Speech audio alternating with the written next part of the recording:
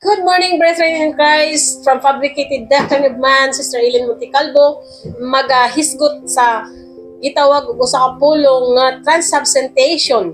Ang buti pasabot ni ini nga teaching that the Eucharist offering bread and wine are changed into the body and the blood of Christ Jesus.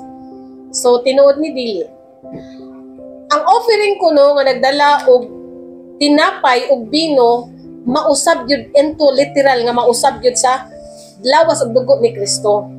But the Bible says that Jesus Christ, John 6:35, I am the bread of life. Amo kaon ako dili nagid gutom, nung inom ka na ako dili nagid pagauhawon.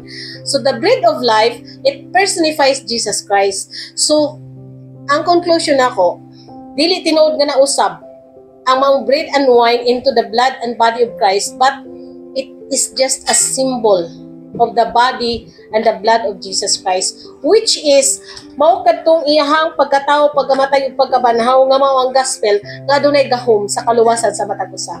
So kung doon na may mga pangutana, doon na mo ikadugang, please comment in the comment section below. God bless sa tanan.